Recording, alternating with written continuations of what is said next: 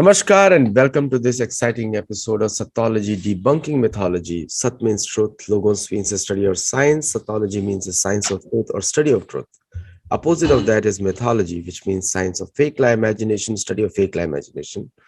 All our discussions are based on facts, truth, and the truth is coming from Veda. Like Yamduta tells Yamraj that anything written in Veda is Dharma, anything against it is Adharma. Very simple definition in Bhagavad Puran. You can read it in the 6th canto. Now, I have a very, very special guest today. He's an author of 6 books and a very dear friend of mine because he's himself a practicing person. And he has written 6 books. The last one was Sri Upanishad, and he has covered some very complex topics on menstruation and other aspects in the Vedic, from the Vedic literatures. So without delay, let us welcome Sri Nithin Sridhar. Thank you, Adityaji. Thank you for inviting me. I want to share the good news that my book on menstruation across cultures, recently American edition has been published by Global Collective Publishers. So anybody interested in the audience can check it out. So what is the website for that one? Yeah, I think it's globalcollectivepublishers.com or something, I think. Let me just check. And send me the link so I can put it on the video upload. People can read Yes. it. Yeah, I'll do that. Yeah. So most of the Americans can take advantage in the Western world also. Yes, it's globalcollectivepublishers.com. I'll send you the link. Yeah. So Nitinji, like a lot of things are happening all over the world right now.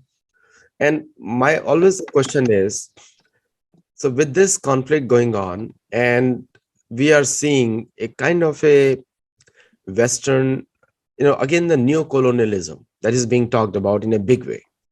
Because now we see that the entire world, without them knowing, in the name of democracy, openness, liberalism, suddenly we see that we are again colonized by the American tech firms and also the American financial system.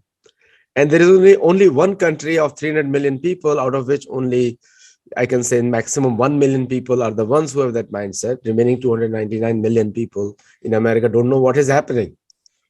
So isn't it a root shock to the whole world that we are again revisiting the colonial? We suddenly realized in the name of openness and frankness, we are again colonized. And I'm speaking in the country which does it. So I'm part of it right now.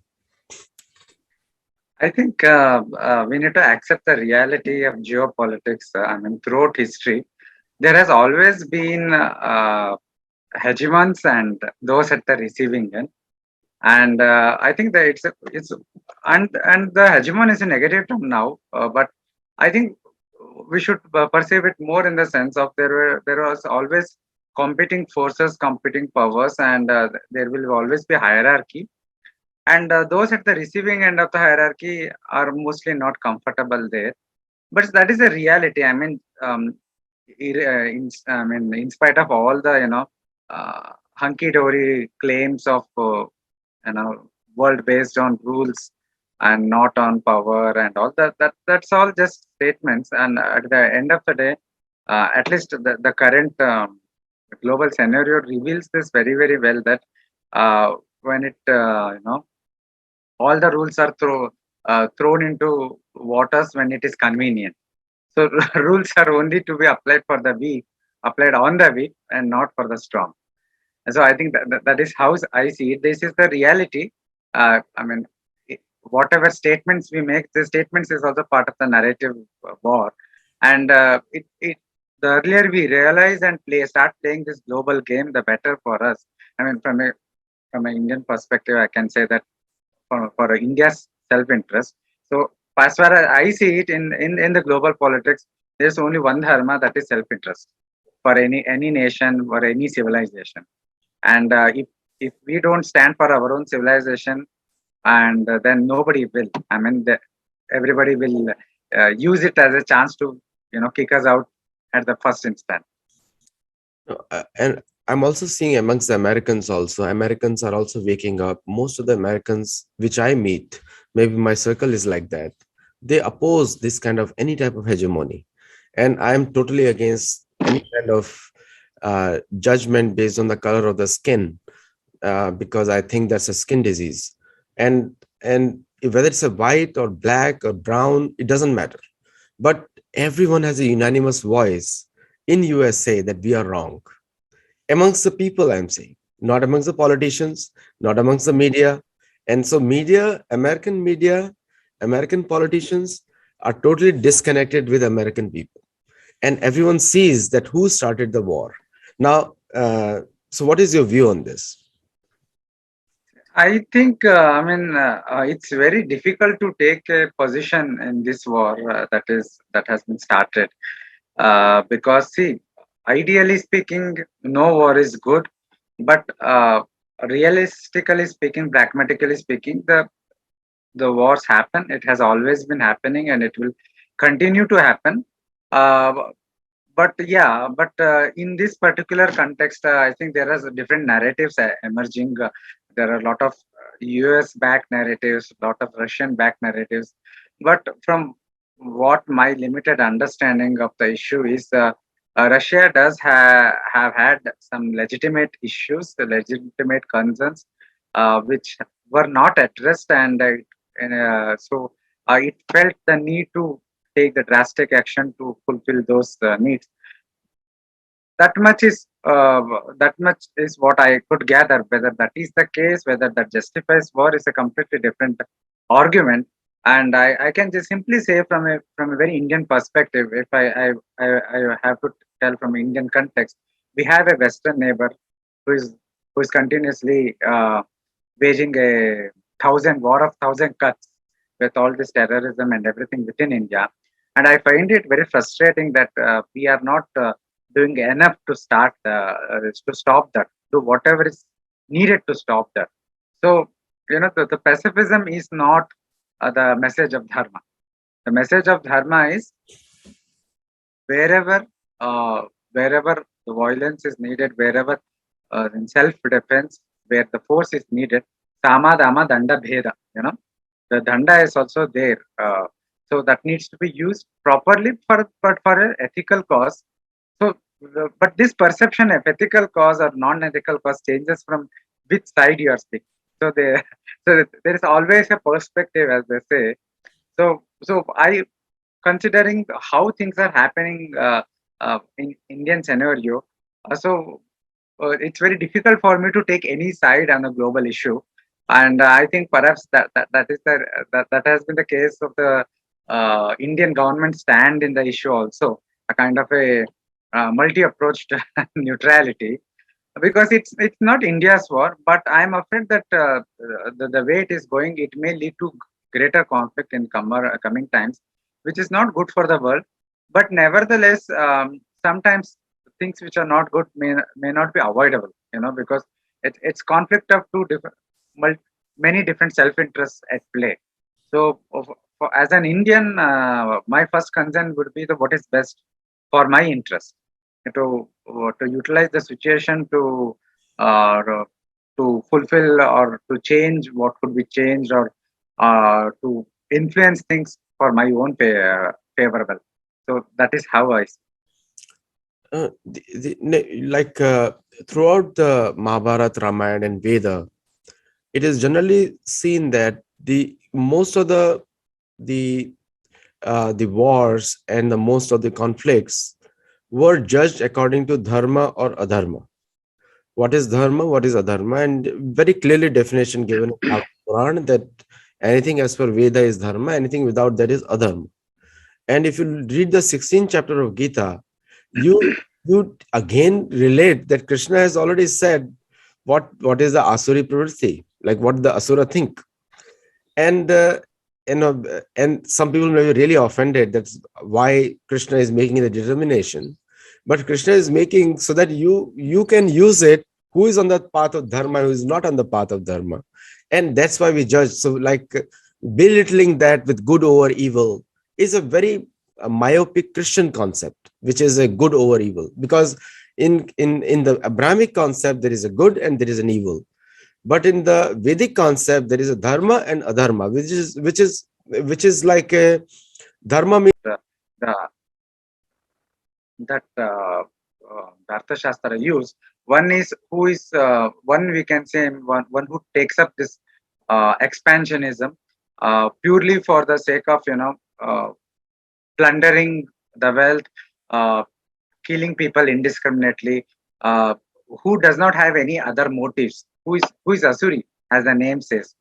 He has adopted the ways of the Asuras, the ways of the violent ways without any dharmic motive. And then there are I just forgot the terms. Then there's another category who takes up this expansion to secure only the financial aspect. And then there is the higher one, the way we see in Mahabharata and other places happening, wherein the yuddha is done for the sake of dharma. Even the expansion is sake of dharma.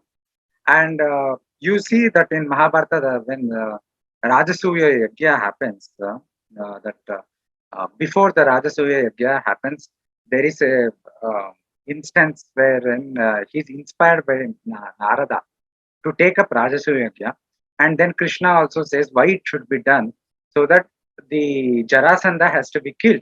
Why? Because Jarasandha has kind of become a de facto emperor, and if he continues, then the whole system will be in chaos. So he is the evil usurper, so to speak, and he has to be killed, and for the sake of dharma. So there, the war it was not full fledged war there, but he was killed through strategy. He was killed through individual combat, but the end result was the same. And that was a very important development for the ultimate defeat of Kauravas and the later actual war.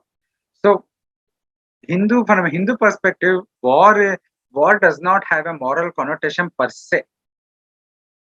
War, ahimsa paramo dharma, yes, ahimsa has to be uplifted. It is the highest duty, it is the highest goal, but it is also recognized that the world by nature is embedded with violence. So instead of utopia, there is no utopia here. What our Shastras teach us is to negotiate with reality, to build a system which is harmonious, which minimizes the violence to the basic necessity, and which does not indulge in unmindful violence. But force has to be cultivated and has to be used for self-defense, has to be used to uh, fulfill one's legitimate concerns, and that could be a host of things, and that could be changed from a country to country, from civilization to civilization. So I think that is how my reading of Hindu text is. No, if I was to put, now I know 0.001% of Yudhishthira Maharaj, and even though I've written a book on him and I'm writing next book on him also, but I know 0.001% because he's such a great person. If he was a ruler of India so far, right now, then probably Indian forces will be sitting in North America, because they know where is the source of Asura coming from. Because that's how courageous they were. They were not fearful of anyone but Dharma. So that's how the courage they had. And probably they will be sitting in all UK and everywhere else I regularly. would say China also. China also. China was giving taxes to India in Mahabharata written over there. They were giving taxes to India. And for the purpose of Dharma. And people were happy with him. So he would invade a territory, put Dharma, and people were happy. And Loka Sangraha was his objective. So because Loka Sangraha was the main concept behind everything that we do for the king. Yes. And same with Rama. He defeated, he killed Ravana, and then put on the throne Vibhishana, who was from the Rakshasa clan, but who was oriented towards Dharma. Yeah, only difference is Ram is Vishnu, so he can do anything. Yudhishthira is a Manushya. So, but uniqueness of Ram that I like very much is, though he is the avatar Purusha, he still lived as a human. He did things as a human. He showed us the path as a human. Yes, so he showed, but still is Vishnu. You cannot forget Vishnu. he's the only one who cannot be defeated by anybody, including Devta. So, yes. So, but Yudhishthira is a Manushya. He's a Manushya. Everybody knows he's a Manushya. And still, by following Dharma, he was ruling what is say unquestioned rule over Jambu Dweep, which is the entire Asia today, and Yes. plus influence in Africa and other islands, which are including North America. So the question is now we all talk about dharma, and now with these sanctions and everything else which is going on, and and we now are at a position to realize that not a single of our weapon systems, our nation is not really independent today, because we use dollar as a reserve currency, and we are using western financial systems which can be put off. It's like a switch. And I was so surprised to see debates on newsx and other places on exactly the same points. I wrote this article almost a month ago before the conflict started, and that too in Sunday Guardian. So the point is that now, since we now so much reality is right in front of us, now what would a dharmic leader would do? Because dharma is for all, everybody's development. What can a dharmic leader like India do to protect India's sovereignty, like independence of thought? The people who should not be guiding anyone about human rights are guiding us. People should not be telling anyone about culture are telling us about culture. People who do not know anything about truth. Look at the American media. Look at truth. Iraq war, Syrian war, all kinds of wars happened. So many millions killed. No human rights. But here they're teaching us about dharma, about all the human rights also. And people who are not part of international court of justice telling us about justice. US is not part of ICJ. Their crony is part of ICJ, but not in US. So what do you have to say on this? Like, See, I think one of the slogans of one of the army units in India is Veer Bhoge Vasundhara. The brave enjoy the earth. I think that is a key here, and that is where we are basically lacking. See, India is a great nation. We have a great army. We have great minds here. But politically, we have lacked spine for a long time, and we have lacked vision. Things are slowly changing. I'm happy about it, but still we have a very long way to go. I think the first and foremost we need to have is um, a long-term vision for India's future in a geopolitical sense, not just in terms of defense and all, but even in terms of reclaiming back what has been lost in the last 1,000 years under the onslaught of Islam and British colonialism. So that kind of long-term vision for 200, 300 years we need to have, and then slowly work towards that. I mean, this is a time of transformation. I think India can do very well in economically. Slowly, we can pick up further, but we need to have that vision to work towards that goal. Uh, and we have our own lot of issues domestically, a lot of demographic issues that needs to be tackled. The most important is that within the Indian nation, the Hindus, the so-called numerical majority, are at a disadvantage, and that needs to change. We need to go beyond this secular nonsense uh, and make ourselves a Hindu civilizational state. Recognize the civilizational origins, civilizational history, our heritage, and make it part of our polity. So there is so many things that remains to be done, and I don't have all the answers since I am, of course, not an expert in strategic affairs. I'm enthusiast. I keep reading things and reflecting upon that. But yeah, so we have a lot of things to do from a very limited understanding. I can simply say that we need what we lack now is a grand vision. We just our politicians and others in power simply like to say we are a civilization who believes in Vasudeva Kutumbakam and all. But the problem is even they don't understand what Vasudeva Kutumbakam is or Vishwaguru is. Claiming India is a Vishwaguru does not make it a Vishwaguru. To who is a guru? Guru is one who teaches. Yeah, but in a geopolitical sense, if we are to be heard, then we need to have hard power, we need to have soft power, we need to have be in that position of hierarchy at the top of the hierarchy. We need to have a global order in which we are the top dog, so to speak. Unless that happens, nobody is going to listen to us. If we want to re-establish dharma in the whole world, as you said, Yudhishthira Maharaj would have done. So we need to do that Rajasuya Yagya that needs to be done. So to do that, we need to first build ourselves, strengthen ourselves, gather all the resources that is needed.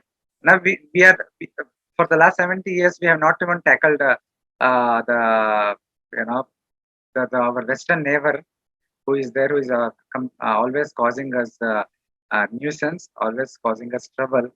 We have not even taken back the Pakistan occupied Kashmir, which rightfully belongs to us. Forget the entire Pakistan and Bangladesh itself, which also rightfully belongs to us, which have been taken from us in the course of 1,000 years of Islamic invasion. So there's a lot of things. I don't know how much of our uh, government, bureaucratic, and strategic establishments have these things in mind as a geopolitical goals to be achieved, say in 50 years, 100 years. I don't know, but I personally believe that we should have such goals, and we should have action plans to reach such goals. And more importantly, we need to tackle domestic issues, especially demographic issues, the issues of conversions, the issues of identity. These are very very important. And you might have heard about the hijab issue that is happening in Karnataka. So so these are the issues that needs to be tackled before or at least along with our geopolitical ambitions. No, you are absolutely right. Because, and again, in one of my books, Narada, the Making of a Statesman, what you have said exactly, Narad Muni says Yudhishthir. Narad Muni tells Yudhishthir that without Sanya Shakti, you cannot spread Sanatan Dharma. You cannot do Loka Sangra. And very clearly, so before Rajasuya Yagya, also he builds an army. And then after the second gambling match, also he builds the army for 12 years. Because all the previous kings would be opposing him, Yes, who he had yes, defeated in Rajasuya. So, so now, and then that's why the Arjun goes to Swargloka and meets Shivji, does tapasya for Shivji to get weapons. Pashupati Astra, he gets it. And Raudrastra also he gets it, which is even, and also there is a condition put on him. Do not use on Manushya. That's condition is put on him because you will destroy the whole planet. So that means the Devtas had the power to destroy again if they want to. So they said, do not use on Manushya. Secondly, only use in self-defense. If somebody uses against you, then you use it. So these are the conditions in which he was put in. But others were so scared of him that you cannot fight with him. But today, if you look at the India's position, the non-violence and all kinds of things, and now with this conflict, it is very clear that the West only has military dominance in mind, and that is the basis of dollar as a reserve currency. So now again, question comes in now for you, is that now $5 trillion is our goal, okay, in next 2 3 years. But if dollar doesn't remain a reserve currency, then what should be our goal? I think the Ukraine conflict has been very revealing, not just for citizens like me, but also for the governments across the world, and the non-Western, the non-Western government, the non-Western countries, even non-West, non-China, non-Russian countries. It has been very revealing in the sense uh, we can see for the first time. This is the first war, first major war, so to speak, uh, where it's a where in the times of social media, this is the first where we see how social media has been made into a weapon, how how all the so-called private autonomous um, companies have done the bidding of the US government. So this is a lesson for all of us, that we cannot rely on the Western softwares, Western companies, Western financial system, even the dollar currency. So I think the biggest lesson is that even going forward, India and many other countries would be diversifying their even their forex reserves. So I think that I personally believe that is going to happen. But again, I am no expert in finance. So as a very purely a lay person, I can see that lot of changes will be happening going forward. That we'll be exploring many options, so to retain our autonomy, so that even in spite of some sanctions in the future, that India can survive and can flourish autonomously as well. I think that should be the direction. The only thing, as far as I see it, there is no permanent friends or enemies in geopolitics. And at least in India's case, there has been never been any uh, all-weather friend. I mean, we may uh, consider some as better friends, so-called, than others. But still, at the end of the day, if things come to show, India is alone. So we have to build our power. There is no second option for this. We have to build our power in a military sense, in an economic sense, in every sense. We have to build our power, hard and soft power, and build autonomy, Atmanirbharta, as our Modi ji says. So we have to build that, and there is no alternative to this. So that we are ready. What's coming in the future? So we are still far behind what we should have done. I would love that India increase its defense spending, at least double it or something like that. But yeah, we have to see what is going to happen. Now, coming to another burning thing going on in Kashmir files. Now, again, the victory of Sattology over mythology now, because a victory of Dharma over Adharma, because the Satya cannot be hidden from any point of time.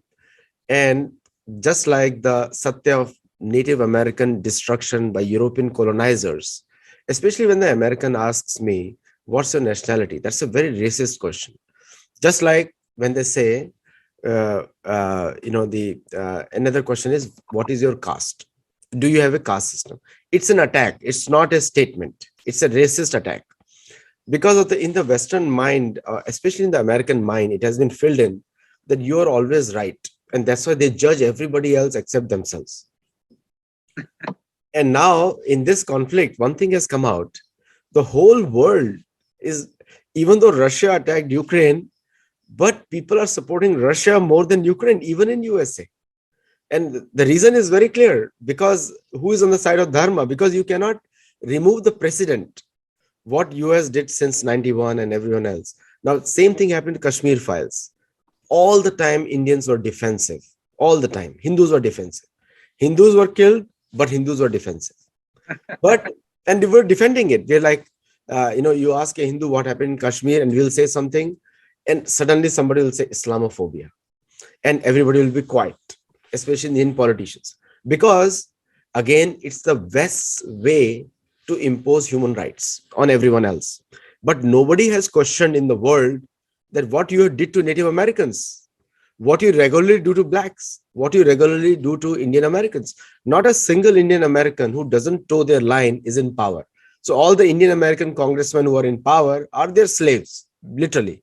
They have no independence. Just like Amy Bera was there, and Ro Khanna and all these people. These are Indian American congressmen, and they are totally in, you can say, totally biased, like against India, because that's the American line, thought of line. So the success of Kashmir Files movie, what does it show to the rest of the world? I think the great success of this Kashmir Files, wonderful movie, very powerful movie, first is a game changer within India. Uh, Before coming to the world, within India itself, it's a game changer because it has brought in, it has a memory, pain of a community which was suppressed for 30 years.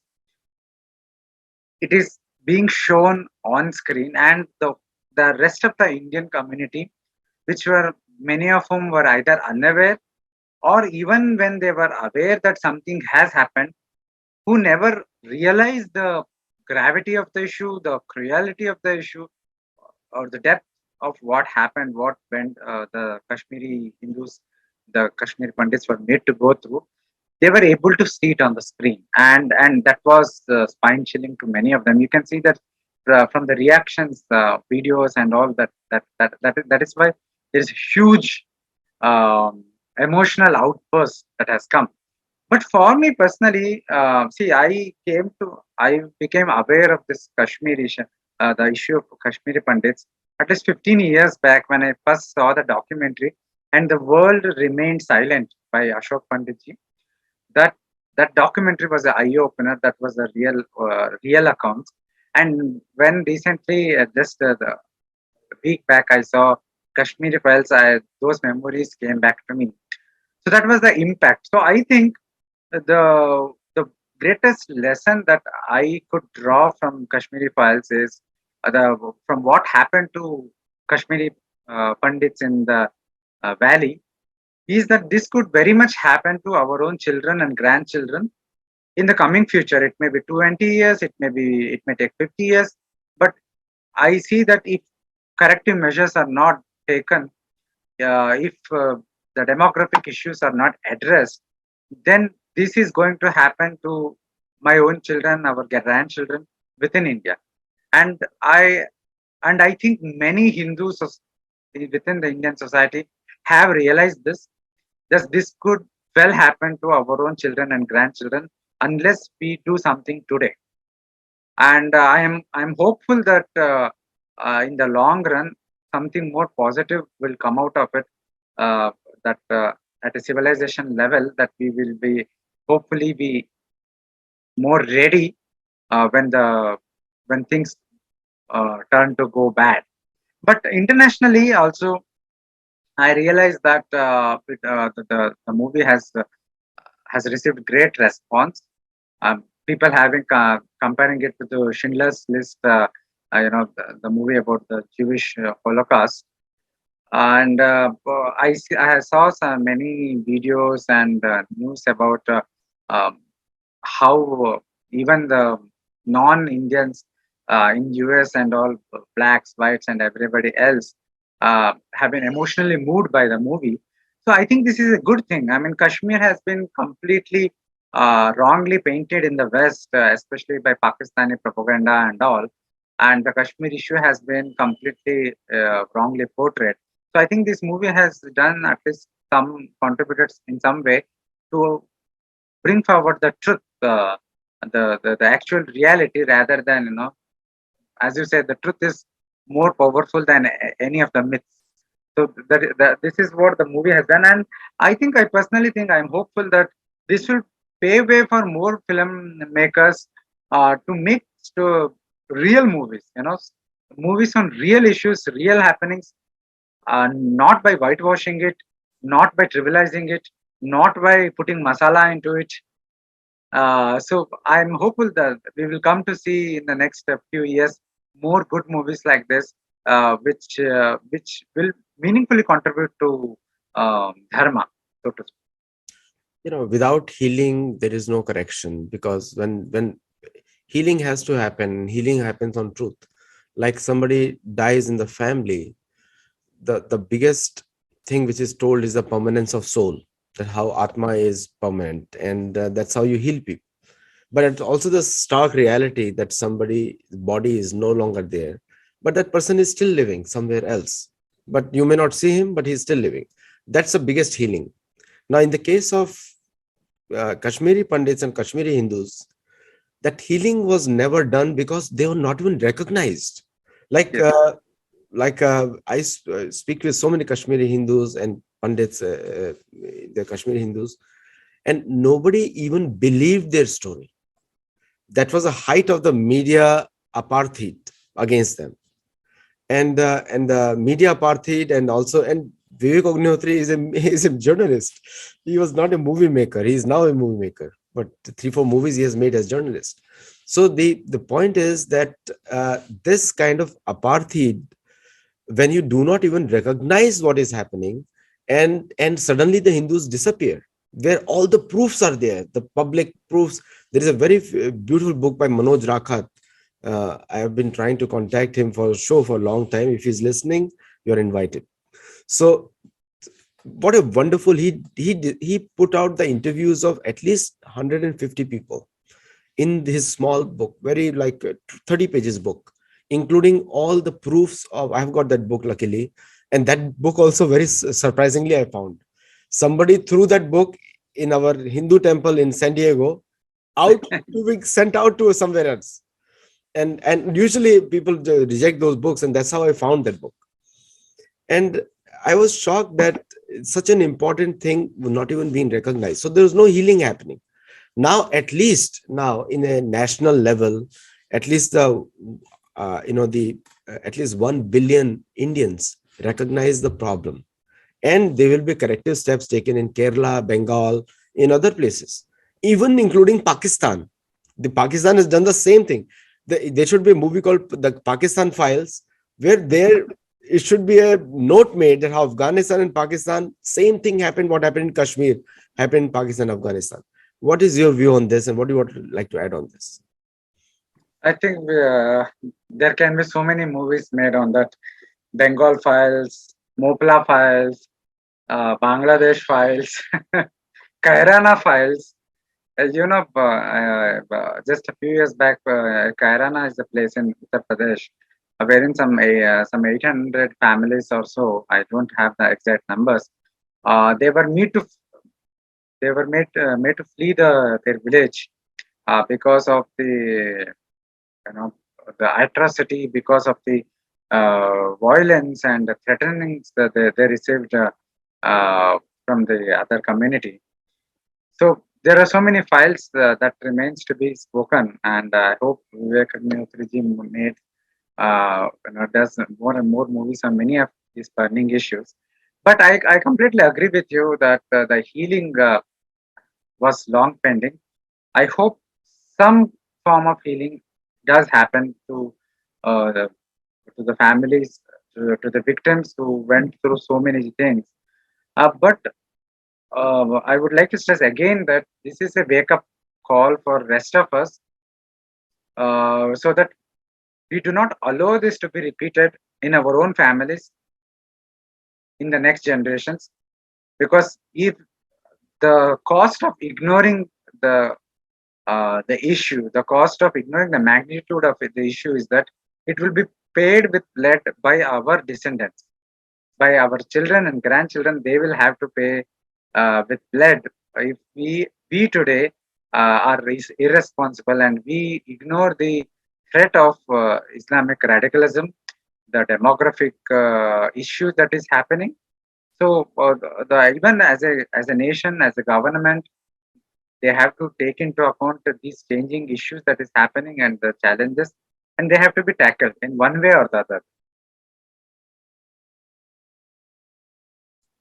Now, after so many years, now we all know. Like, I was so shocked. American media report, American views, all the Indian channels reporting the same news. Not a single independent thought. One or two shows in the debates, they will talk about the Indian view. So there is no Indian view left anywhere. And so-called Z News and Republic TV and all these Beyond News, one or two shows, all of them did independent, just to, like, out of 90 shows, they'll do one show for Indian viewpoint. But rest of the viewpoints are the Western viewpoint. Western means the Christian Vatican societies, like basically that connected over the same type of societies. Like, how can Australia be the West? It's in Southeast. So, but even for the US, it's an extreme East for us. So they even so even or West also, we can from the West Coast, if you say it's Southwest. But the point is, the Western media viewpoint or Indian media viewpoint, there's no independent verification, to such an extent that one time Russia had to say to Indian media outlets, please show neutral news. You're a friend of ours, please show neutral. They had to say that public statement. So, like when we talk about the apartheid of non-white history being told, and when they take money from the West, for them $1 million because they're printing it. For them to give $1 million is nothing because they're printing it. So it doesn't matter to them. So what do you say about the current status of media reluctance to highlight these issues? See, I think Indian media is deeply compromised. I mean, there are, of course, many genuine journalists who are there, who are working definitely. But by and large, that is also the reason that in the past few years, the mainstream media has been thoroughly discredited.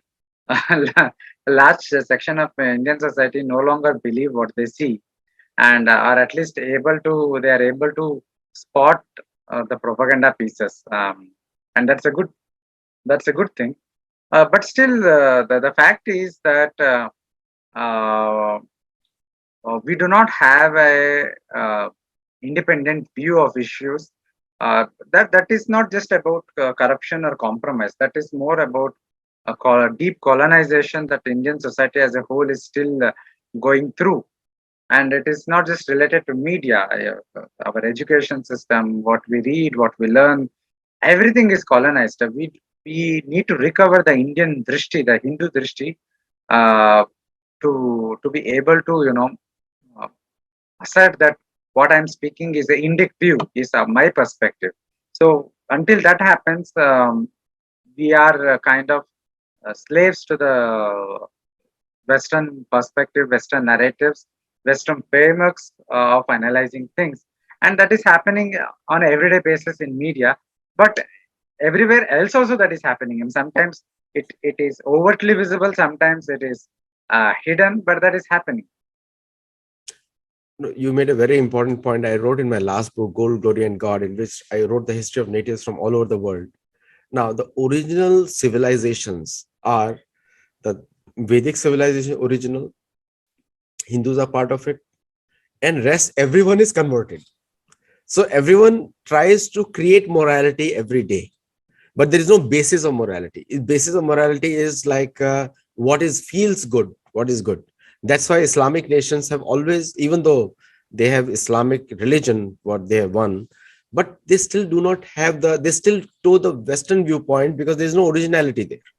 So the only original civilization is the Vedic civilization, and the rest everyone is a copy of that, or slight modification to that, or using Vedic civilization as a basis. They are determining, again become dharma and adharma, again dharma and adharma. So the rest of the world who is converted to a Manushya civilization or Kalyug civilization, now they are, so the only thought is that we can give solutions because we're the original ones.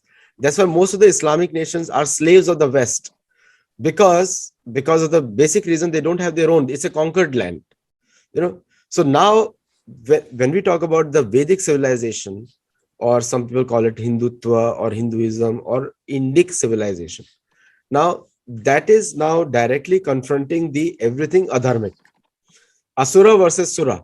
So now, so what do you have to say now? Most of our media, the moment they take up the ideas from the West and other places, they actually start behaving like them to gain acceptance, scholarly consensus. Like people like you and me will not be accepted in an American university, and we don't want to be. I don't want to be personally, because my whole point is I challenge everything they have, and everything is a mythology. So, what is your viewpoint on this aspect before we actually clear? Because you have to first accept the problem before we start finding solutions.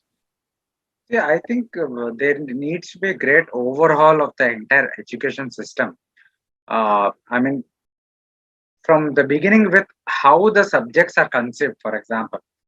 Today, the way the subjects are organized, the science, the mathematics, or even, the philosophy departments, everything, it is the whole university setup is borrowed from the West. And the Western university setup has a Christian origins. So, so everything needs to be dismantled and newly created from a Indic Darshanik perspective. We have the Ashtadasha Vidya Sthanas, right? The 18 fields of knowledge, 18 sthana or locations of knowledge, fields of knowledge. So we need to restructure our education system from this perspective. I'm not saying that modern subjects are not to be taken, but they have to be interpreted, they have to be situated within the Indic perspective. And only then we will be able to slowly build up a Indic perspective of the world. Darshana means vision, worldview. Darshana is not a philosophy. Darshana is vision or worldview. And today we lack that darshana. We don't have Indic darshana. So we need to build it up from scratch. And today, finally, at least it's a good thing that IKS, the Indic knowledge systems, have been taken up from in some colleges, some universities, and all. Slowly, it is gaining currency. It's a good thing. 10 years back, that was not there, but still, that is not enough. IKS cannot be just one separate branch. Just like all Indic knowledges have been put under one department called Sanskrit department. What does it mean? Why is a Nyaya Shastra or a Mimamsa or Sahitya, etc., merely a Sanskrit department? How can Nyaya Shastra or logic be under a Sanskrit department as if it's not relevant to uh, other areas of knowledge? It's logic, right? Why should we practice Western logic? Why cannot we practice Indian logic? So these are the questions that needs to be asked. The media is the symptom, but the real problem is at the roots, which is in the education system. And this is not going to be easy. The changing it is not going to be easy because we need to create a completely new system from the scratch, which is based on Indian civilizational ethos, not just ethos, our darshana, our categories of knowledge, our epistemology, our ontology, and then we build the superstructure on that, which is contemporary relevant. We cannot be teaching Nyaya, Mimamsa the way it used to talk. That needs to continue, yes, but we need to also, evolve contemporary subjects by rooting it in our darshan. So both has to happen. The preservation and transmission of our knowledge system as it is, as it has come, and but on the basis, on the foundation of it, building a new superstructure, which uh, which will be, contemporary relevant. There are many small attempts already happening. For example, in the field of psychology, there are courses such as Vedic psychology. So, but still, in some way, even that would be somehow trying to interpret Indian tradition with respect to the Western tradition or Western psychology. It should be reverse. We need to interpret the Western psychology and make it fit into the Indian knowledge system, Indian darshana. The reverse has to happen. It is not easy, but at least we should start working on that direction so that in a few years, maybe a few decades, that could actually materialize. But that is not happening right. Very easy to do that. Just reject everything and start speaking your own. Very easy. We don't have to do the complex work of fitting that into this, because everything that was told to us was a lie. Everything taught in the in the college systems is a lie. And look at the American textbooks on history. They're just meant to create an arrogant American, which is why the Americans don't think of anything as real. And when they reach 40, they start questioning their own self, what we are. Then somebody tells me you're a guinea pig. So then they understand, oh my gosh, I was a guinea pig for the rest of most of my life till I age 40. So most of the Americans mature at 45, not before that. So after 45, you can talk sense with them. Before 45, they are in their own world. So, so there was a saying during Vietnam War: "Don't trust anyone above 30." Now, my point is, don't trust any American below 50, because you can't talk sense to him. So he has to go through a couple of divorces, couple of destruction of his family. Then he starts coming and getting to yoga, meditation, and all those kind of things. So now, next question. There are a few young people, and they're very smart, who are connected to us also in Sattology, and they're very smart people. They see the reality. The young ones, 18, 20, 25, especially those who have traveled to India or anywhere else, which is Dharma. especially India. Now, so now I'll wrap up this. So everything that was told to us was a lie. And if you want to remove a lie, you cannot use the liar's version in any way. That was a problem with the Indian education system also, because we're trying to fit in, but you can't fit in on a lie. It's a lie and truth cannot be merged together. It will become half lie, half truth. So, so the original thought process, people like you, me, we are all writing books. And so how do we talk about the original thought process now in the society today, especially to guide the Indian media, Indian universities, and also American universities, because they are bankrupt? I think there are two challenges here. That one is, in many of the areas, many of the issues, we have lost the original thought process as a whole. We need to recover it first. So that Indic drishti is completely missing. So first we need to recover it, and then we can communicate. So so one area that I am doing is uh, in the area of Dharma Shastra, as it is relevant to social issues. So issues such as, for example, take abortion, for example. In the US, it is a very big debate between pro-life and pro-choice. And even in India, the discussion happens majorly under that framework, pro-life, pro-choice. But where do I stand? What is the Indic drishti? What is the Hindu drishti about that? That can only be answered by Dharma Shastra. But the Dharma Shastra is not touched by anybody. It has been abandoned. So we need to recover that. So once we recover this, then we need to communicate it, and then we need to contextualize the teaching to current issues. For example, when I speak about Dharma Shastra, people have asked me, can your Shastras deal with modern issues such as cloning or artificial intelligence? Can it give what is the right course of action in these issues? I said yes. Why? My confidence lies in the fact that the Shastric teachings are very broad based. There are certain specific teachings which are relevant in context, but there are also universal teachings which can be contextualized into addressing various issues. So that is not happening. That needs to be done today on various issues. Research has to be happen. Unfortunately, those who are doing research in this is very less. We can literally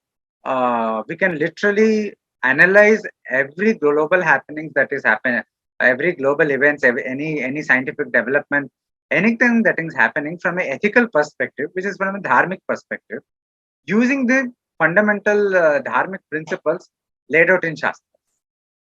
But that has to happen, and this is just one example. Uh, uh, uh, I think this Indic drishti has to be recovered. We are in the process of it. We are not yet there. So once that happens, then the communication part also comes. I mean, it goes hand in hand. And for example, uh, we need to communicate our own frameworks. And for example, today we see the society, we see the world in a certain perspective. Uh, but when we read the text, the Hindu text, many of us are not able to connect with it because of a different perspective, before the different standpoint of view they come from. So we have become alienated from our own drishti. So that has to be changed. So I don't know how it will happen, when it will happen, but I'm sure that eventually it will happen. Hopefully it will happen. Thank you so much, Nithin Sridhar, for coming on the show and talking freely today. And and this was a unedited video, and most of you watched it. Not a single thing has been eliminated. And also, we also want the lies, and we need to start questioning the lies. And the best barometer is to check on Bhagavad Gita 16th chapter, and you'll understand nothing has changed in the world. Just believe me, human psychology is still the same. And that's how we start questioning everything which comes out everywhere else. And like in Niti Shastra, it says 90, 90, 90, 90. We have to start removing the fiction and lies out of the entire thing. Then you come to the truth. And y- our our scriptures, our rishis and munis have told us the right thing. Probably we were told that they are comedians, like Narad Muni was shown as comedian in most of the Bollywood movies. Now the biggest fools are us who believed in them. And so now, not of them, they are doing their job. They are the part of the Asura dynasties. So they do their job. They work on lies. So thank you so much for joining the show. And please do comment and let us know your feedback. Namaste. Thank you. Namaste.